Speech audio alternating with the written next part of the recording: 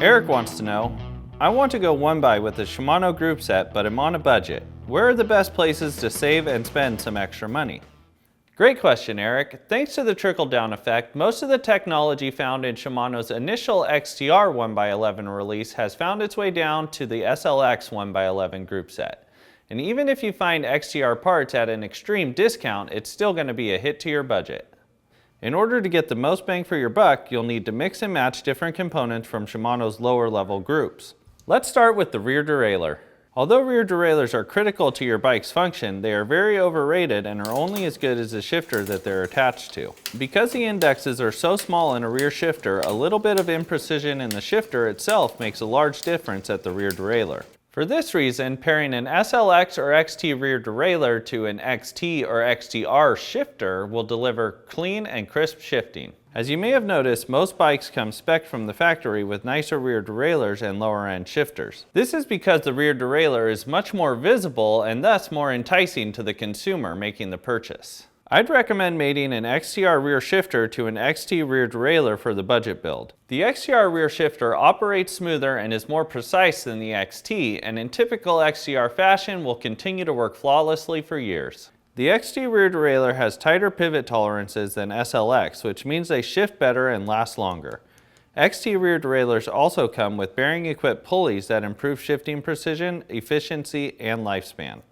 As for the cassette, we'd recommend an XT cassette over an XTR cassette. It shifts almost identically to an XTR cassette, but will last longer because it's made of steel rather than titanium. XT is also lighter and costs less than XTR. With performance and weight differences being very minimal between the XT and SLX cranksets, we'd recommend going with the SLX crankset.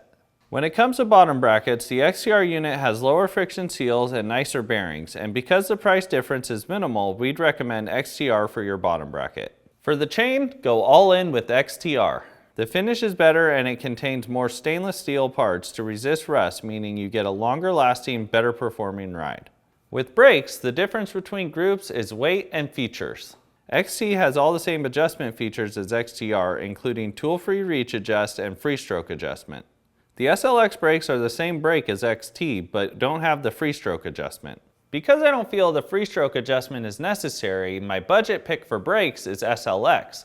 However, if you're trying to save a little weight and can afford the extra $20 to upgrade to XT, we'd recommend taking the plunge. For rotors, we recommend that you go with IceTech rotors. This type of rotor utilizes aluminum sandwiched between two layers of stainless steel to help dissipate heat. While the XTR rotors are the best, they're only compatible with center lock hubs. So for those running center lock hubs, we'd recommend running SLX RT68 rotors, and for those with 6-bolt hubs, we'd recommend running XT RT86 rotors. Hopefully this helps when it comes time to decide your Shimano 1x11 drivetrain. Thanks for watching. If you want your question answered on Ask a Mechanic presented by Art Cyclery, send your inquiry to content@artcyclery.com.